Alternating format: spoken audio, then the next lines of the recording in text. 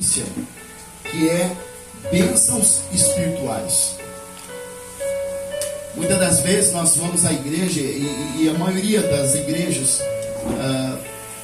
a primeira coisa que a pessoa pensa é a bênção financeira. A primeira coisa, o primeiro item a ser buscado é a prosperidade. Só que não há uma prosperidade de Deus sem ela estar junta com a bênção espiritual, sem você estar na palavra. Toda e qualquer prosperidade que você gera sem estar com Cristo, ela é vã. Em Provérbios fala que toda riqueza que nós juntamos sem o Senhor, ela é juntada e espalhada. Ela não fica, ela não permanece. Amém? Então, primeira bênção que nós vamos estudar é a bênção espiritual, para que a gente possa entender o que Deus quer entregar para nós. Amém? O versículo base que nós vamos estudar está em Éfeso. Quem é que trouxe a sua Bíblia? Quem trouxe, abra para mim, né? É Mateus, Marcos, Lucas, João, Atos, Romanos, 1ª, 2ª Coríntios, e vem vindo. Depois você acha, depois de Coríntios, Gálatas e Éfesos. Efésios capítulo 1, a partir do versículo 15, vamos estudar, para a gente entender o contexto, mas a gente sabe que o estudo está no 16, amém? Amém? Amém? Amém. Glória a Deus. Podemos estudar? Juntos? Olha o que diz aqui. Isto é a lei dos mandamentos contidos em ordenanças, para criar em si mesmo dois dos dois um novo homem, assim fazendo a paz. 16. E pela cruz reconciliar ambos com Deus em um só corpo, tendo por ele matado a inimizade, e vindo ele evangelizou a paz a vós que estavais longe, e a paz aos que estavam perto. Porque por ele ambos temos acesso ao Pai e o mesmo Espírito. Assim, pois, não sois mais estrangeiro e nem forasteiros, antes sois concidadãos dos santos e membros da família de Deus. Amém? Vamos então entender um pouquinho de cada parte? A Bíblia fala aqui que dois homens foram fundamentais para a reconciliação.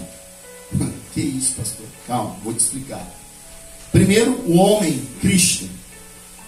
E segundo, eu. Você está entendendo isso? Duas pessoas foram fundamentais para a reconciliação. Um homem, Deus que se fez carne, que se entregou por mim. E um outro homem, eu, que aceitei esse sacrifício ao meu favor. Porque toda pessoa que despreza o sacrifício de Cristo na cruz, o crucifica novamente. É forte isso, mas é verdade. Toda pessoa que despreza a palavra de Deus, a rejeita, a joga de lado, a não leva a sério, está pegando um martelo e batendo nos cravos, derramando sangue novamente, sem necessidade nenhuma. Está compactuando com aquele que crucificou a Cristo. Mas aquele que aceita a boa palavra, aquele que aceita Jesus no seu coração, aquele que decide tomar uma atitude de fé, realmente querer ter uma vida com Cristo, essa pessoa começa então a ter um poder sobre ela. Porque olha o que diz aqui no versículo 16. E pela cruz reconciliamos ambos com Deus em um só corpo, tendo por ele matado a inimizade. Quer dizer, pela morte de cruz, eu e Deus se tornamos um só corpo. Isso não é um matrimônio? A Bíblia não fala sobre casamento? A Bíblia não fala que um casamento é quando um homem e uma mulher saem do seu lar e a sua casa, ambos decidem casar e se tornam uma só pessoa? A Bíblia não fala sobre isso? A Bíblia não chama a igreja de noiva? Sim ou não? Só que aqui nós temos um nível superior. Olha que interessante. Eu quero que você preste atenção, porque senão você vai perder. Aqui nós já temos um nível maior de fé. Porque a igreja é chamada de noiva. Aqui nós já somos chamados de esposa. A intimidade é maior. Você está entendendo isso? A Bíblia chama a igreja do quê? De noiva. Só que nesse texto, a palavra diz que quando nós recebemos aquilo que teve lá na cruz, nós não somos mais um só corpo, dois corpos, nós somos um só com Deus. A partir daquele momento eu estou casado com Ele, quer dizer, eu sou esposa dele. Em outras palavras, eu tenho o mesmo conhecimento, a mesma intimidade, o relacionamento mais forte com Deus. Olha o que Deus quer fazer na nossa vida. Deus quer que você cresça a tal ponto que você não seja apenas a noiva, porque o noivado pode acabar a qualquer momento. Ele quer que você vá para um nível superior, um nível de casamento, de compromisso, de responsabilidade. Que você entenda que você e Deus é um só. As tuas atitudes revelam se você é de Deus ou não. Ponto. As tuas atitudes. Vã é a pessoa que diz que é de Deus e age como um mundano. Ok? Vã é a pessoa. Eu sou de Deus, mas ela se prostitui. Eu sou de Deus, mas ela mente. Eu sou de Deus, mas ela é explosiva. Eu sou de Deus, mas ela é raivosa. Eu sou de Deus, mas ela é mentirosa. Eu sou de Deus, ela gosta de fazer lambança. Ela simplesmente está falando, mas os frutos estão mostrando que ela não é de Deus. Você está entendendo isso? Ainda ela não partiu para um nível superior de fé. Ela ainda não foi para um nível maior. A Bíblia diz que no momento em que eu entendo que a cruz aconteceu ao meu favor, ao meu direito, eu me torno um só com Deus. Por quê? Por causa de uma coisa chamada reconciliação. Alguém nos reconciliou, alguém nos juntou, nos aproximou, e esse foi o Pai. Amém? Olha o que diz mais, versículo 17.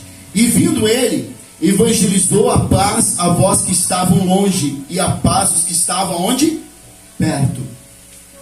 Qual é o papel de Cristo quando se torna um só comigo? Qual é o papel de Cristo quando ele se torna um só na minha vida? Primeiramente, gerar um fruto chamado paz. Paz. Se você não tem paz, amado, preste muita atenção. Esse mundo está muito doente. E uma das maiores doenças que esse mundo tem é a ansiedade. É o desejo para ontem das coisas. Tem que ser ontem, não sabe esperar. E isso gera uma falta de paz. E a Bíblia diz que uma das coisas que Deus fez foi pregar a paz. E uma das ordenanças de Cristo foi qual? Quando vocês forem em algum lugar pregar, deixai-vos a paz. Sim ou não? Está na palavra isso.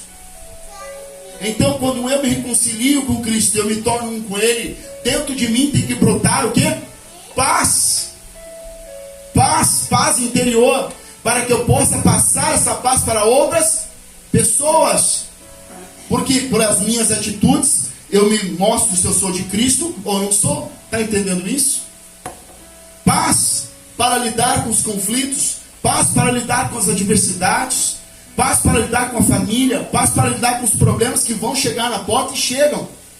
Cada dia, cada minuto, cada segundo vai ter um problema que vai bater na porta, porque o Satanás, ele sempre vai maquinar uma maneira de tentar roubar a coroa da nossa vida. Sempre vai tentar. Eu digo uma coisa, e eu quero que você me entenda e não me interprete mal. Se a maioria dos crentes tivesse a perseverança de Satanás, nós teríamos uma igreja de Cristo totalmente diferente. Porque às vezes um não que nós recebemos, nós já pensamos em desistir. Às vezes uma palavra contrária a meu pensamento, a minha forma de pensar, a minha forma de agir, a minha forma de viver, já me faz eu querer não estar mais lá. Esses dias eu estava vendo uma mensagem, uma pessoa botou assim, todas as pessoas se decepcionam do mundo, mas não querem abandonar o mundo. Mas às vezes se decepcionam com alguma coisa na igreja e querem abandonar a igreja. Você não está se decepcionando com Cristo, você está se decepcionando com você mesmo. Por quê? Porque os seus valores estão errados. A sua forma de pensar e agir está errada. E aí Deus vem e te confronta. E às vezes tu não sabe lidar com isso. E a grande maioria das pessoas faz o quê? Transfere a culpa. Transfere a responsabilidade. A culpa é o outro, a culpa é o tempo, a culpa é o governo, a culpa é a sociedade, a culpa é o fulano. O poder de mudar a nossa vida está em nós. Eram dois homens que fizeram tudo a coisa acontecer. Eram duas pessoas que fizeram tudo ser modificado. Uma delas é Cristo, a outra sou eu e você, está entendendo isso? É você com Cristo que muda toda a tua história. É você com Cristo que muda toda a tua vida. Então não transfere a responsabilidade sua para os outros. Ok? Não transfere as suas mudanças para outras pessoas. Você tem que tomar uma atitude de fé. Você tem que tomar uma atitude real de dizer: Deus, a partir de hoje eu verdadeiramente vou me chegar a Cristo e vou tomar um compromisso de querer ter uma vida eterna contigo. Só que ter uma vida eterna com Cristo é você querer viver tudo aquilo que Ele tem. E não pegar a Bíblia e comer só aquilo que me agrada aos olhos. Porque a grande maioria das pessoas fazem isso.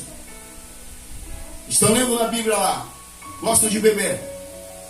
Aí ela está lendo, aí diz lá: não seja entregue a bebida forte. Aí a pessoa diz: não, isso aqui não serve, vou pular. O Senhor é meu pastor e nada me faltará. Ah, isso aqui é bom. A Bíblia foi escrita de Gênesis a Apocalipse, e tudo que está nela é para a gente usar ao nosso favor. Tudo que está nela é para nós, é para edificar a igreja, é para fortalecer você, é para você crescer. Está entendendo isso? Não despreze a palavra. Não despreze nunca a palavra. A palavra é o que faz tudo acontecer na vida. A palavra é Cristo. Quando você despreza a palavra, você está rejeitando a Jesus. Simples assim, amado. Quando você rejeita a palavra, você está rejeitando a Jesus. E olha que diz mais que interessante, ó. Versículo 17. E vindo ele evangelizou a paz a vós que estava longe, e a paz aos que estavam perto. Quer dizer que para Cristo, eu e você antes da cruz estávamos aonde? Longe. Você está entendendo isso? Aonde eu me encontrava de Jesus antes da cruz? Longe. Eu estava distante dele. A partir do momento em que eu estou com Cristo e eu e ele somos um só, eu me torno perto dele, mas tão perto que a mente de Cristo está em mim, que o coração dele está em mim, que as minhas palavras de Cristo estão em mim. Veja Pedro, a Bíblia diz que Pedro, quando foi condenado, aliás, Pedro quando viu Jesus sendo condenado, a Bíblia diz que Pedro tentou negar Jesus. 3 vezes ele tentou. E todas as vezes as pessoas diziam: tu não tem como negar. Por quê? Porque a tua forma de falar te condena. Você fala exatamente como ele fala. Isso é um nível de intimidade, que você começa a falar o linguajar de Cristo e não o linguajar do mundo. Algo dá errado, não é M, é que bênção. Vai dar certo em nome de Jesus. Está amarrado. Eu não aceito.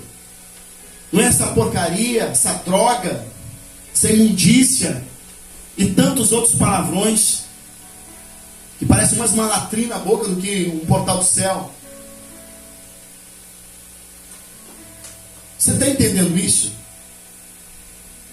Deus, ele não quer simplesmente que você diga: eu tenho ele. Ele quer que você seja ele.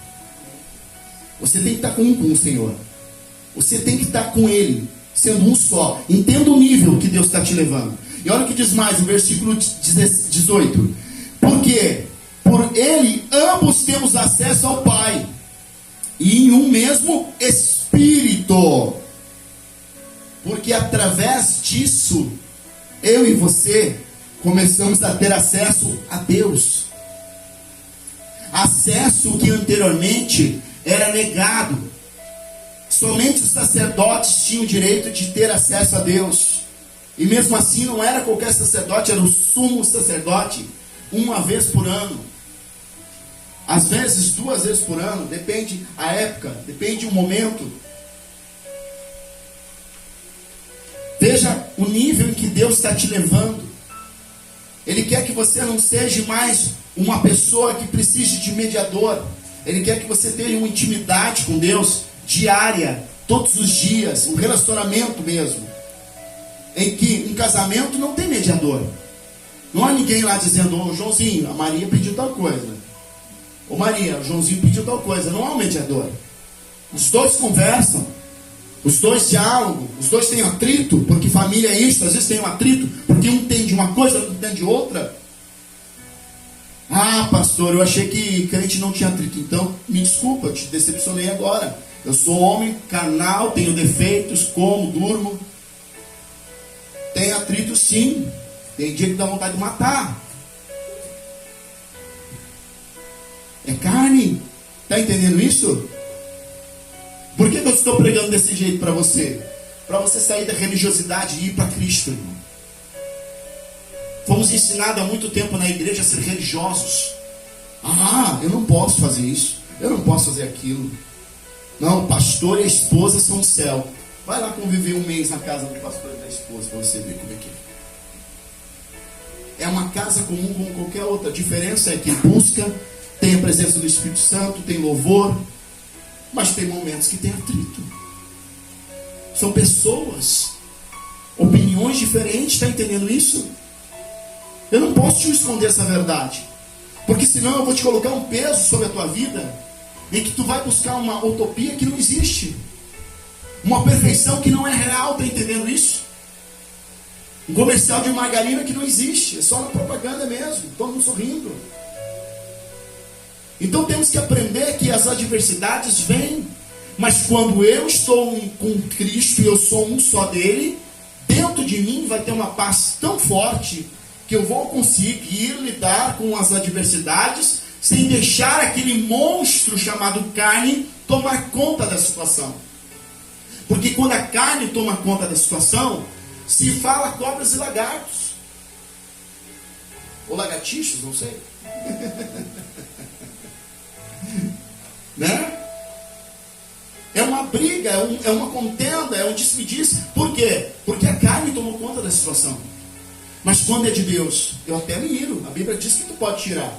A Bíblia não fala sobre isso? Irai, mas não. Então a gente vai se irar em algum momento. Eu posso até mirar, mas quando aquela paz está dentro de mim, ele vem, me aquece e diz: opa, eu não vou fazer isso. Eu não vou compactuar com o mal. Eu não vou aceitar isso na minha vida. Isso para alguns é ser bobão. Você sabia? Para alguns isso é ser fraco. Para alguns isso é ser covarde. Mas para Cristo se chama ser filho. Amém? Se chama ser filho. Se você quer ser filho de Cristo, você vai ter que mudar o comportamental. As tuas atitudes demonstram se você é de Deus ou não. Você pode não gostar dessa verdade, mas é a verdade mais pura. As tuas atitudes demonstram se você é de Deus ou não. Não basta dizer que é de Jesus, você tem que ser como Jesus. Amém? E olha o que diz mais. Versículo 19. Aliás, para nós terminarmos o 18 ali. Porque por ele ambos temos acesso ao Pai em um mesmo Espírito.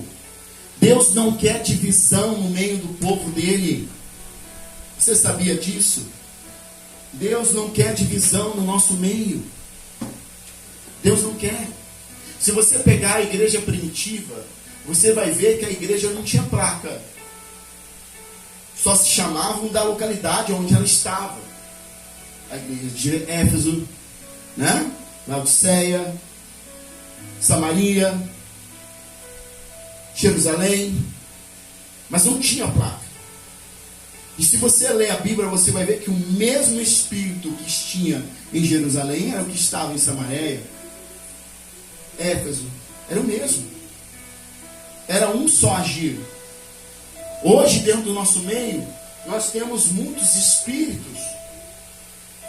Espírito de contenda, de porfia, de egoísmo, de inveja. Isso são tudo frutos da carne, não são do Espírito Santo. Você está entendendo a diferença? Se isso ainda está dentro de mim, é porque a carne ainda está reinando em mim. Sabe, eu aprendi uma coisa. Deus nos deu 2 ouvidos e uma boca. Então a gente vai ouvir muita coisa. Mas nem tudo que a gente ouve a gente fala.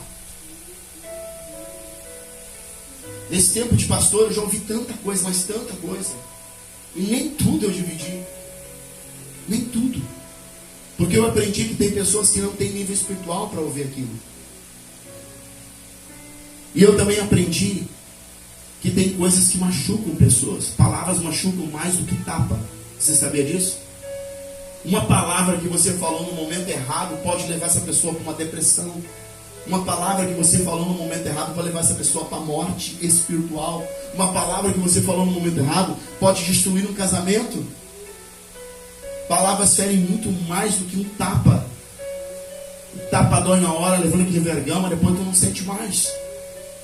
Mas a palavra fica batendo. E o diabo alimenta cada vez mais aquela palavra para fazer doer mesmo. Você está entendendo isso? Você está compreendendo, irmão, o que eu estou querendo dizer para você? Você está compreendendo o que Deus quer falar contigo nessa manhã? Nós não podemos simplesmente ter um espírito confuso no nosso meio. Por isso que é importante você buscar o Espírito Santo no domingo. Por isso que é importante você buscar Deus todos os dias da sua vida. Não na igreja somente, mas na sua casa, no seu lar. Tirar um tempo para adorar a Deus. Em espírito e verdade. Não por interesse próprio. Não por causa da dor que está vivendo.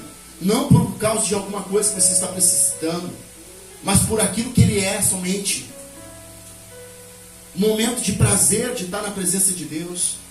De você marcar na tua agenda e dizer, não, tal hora do dia eu vou tirar para falar com Deus. E você contar as horas para chegar aquele momento de prazer de estar lá falando com Deus. Tem pessoas que para orar parece que é um penoso. É dificultoso. Ora 5 minutos e já está cansado. Eu fico pensando como é que vai ser a eternidade. Se a Bíblia diz que nós vamos passar uma eternidade na presença de Deus, falando somente santo, santo, santo, santo, santo, santo. É só isso. Você tem entendimento disso? Às vezes 5 minutos de oração já cansa a criatura. E sabe por quê? Porque a tua musculatura espiritual está fraca. Ninguém consegue levantar 100 quilos se não trabalha. Não é verdade? Vai se matar. Arrebentar a coluna. Vai dar um treco. Mas se a pessoa malhou para trabalhar aquilo ali, ela levanta 100 quilos vindo. Sim ou não? Então tem pessoas que não estão bem, porque elas não estão com um nível de fé o suficiente. A primeira coisa para mudar é reconhecer que você não está bem. A primeira coisa para Deus operar na sua vida é você reconhecer que você não está bem. Quando você acha que você está bem, você simplesmente bloqueia Deus de agir. Mas quando você é humilde o suficiente de dizer, Deus, eu não estou bem e eu preciso de ajuda, você está sendo sincero com Deus, você está sendo humilde e você está dando legalidade dele mudar a tua história. Porque Deus, ele não vai fazer algo se você não permite.